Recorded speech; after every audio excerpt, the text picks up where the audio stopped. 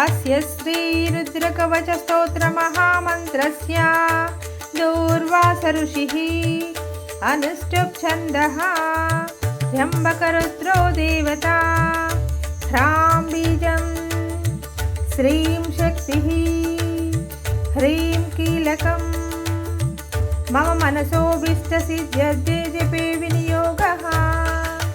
ह्राम् इत्यादि षड्बीजैः षडङ्गन्यासः ध्यानम् शान्तं पद्मासनस्थं शशिधरमकुटं पञ्चवक्त्रं त्रिनेत्रं शूलं वज्रं च खड्गं परशुमवयदं दक्षभागे वहन्तम् नागं पाशं च घण्टां प्रलयहुतहं शङ्कुशं वामभागे नानालङ्कारयुक्तं स्फटिकमनुनिभं पार्वतीशं नमामि प्रणम्य शिरसा देवं स्वयंभुं परमेश्वरम् एकं सर्वगतं देवं सर्वदेवमयं विभुं रुद्रवर्म प्रवक्ष्यामि अङ्गप्राणस्य रक्षये अहोरात्रमयं देवं रक्षार्थं निर्मितं पुरा रुद्रो मे जाग्रतः पातु पातु पाश्रौहरस्तथा शिरो मे ईश्वरः पातु ललाटं नीललोहितः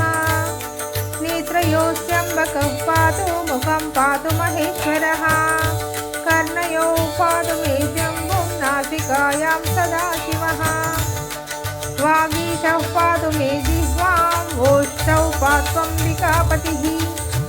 श्रीकण्ठः पातु मे ग्रीवां बाहून् चैव पिनाकधृत्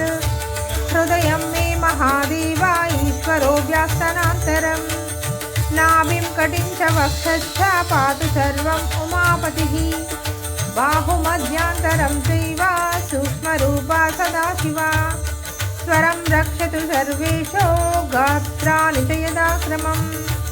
वज्रशक्तिधरं चैव पाशाङ्कुशधरं तदा गण्डशूलधरं नित्यं रक्षतु धृतशेश्वरः प्रस्थानेषु पदे चैव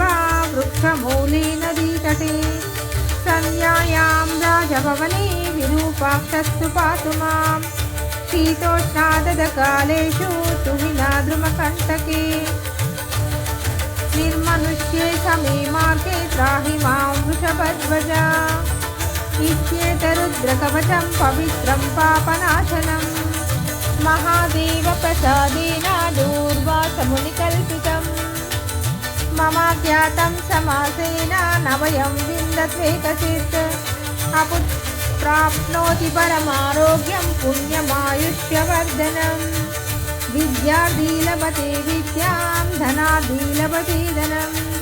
कन्यार्थी लभते कन्यां नवयं विन्दत्वेकचित् अपुत्रो लभते पुत्रं मोक्षार्थी मोक्षमाप्नुयात् त्राहि त्राहि महादेव त्राहि त्राहि त्रयीमया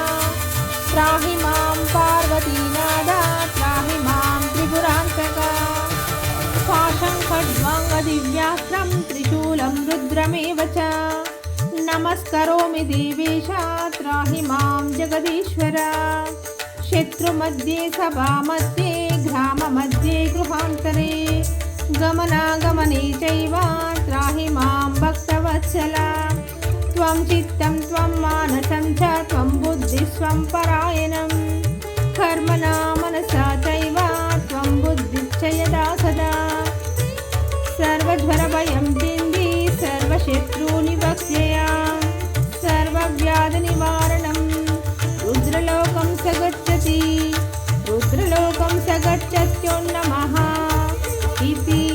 श्रीस्कन्दपुराणे दूर्वासप्रोक्तं श्रीरुद्रकवचं सम्पूर्णम्.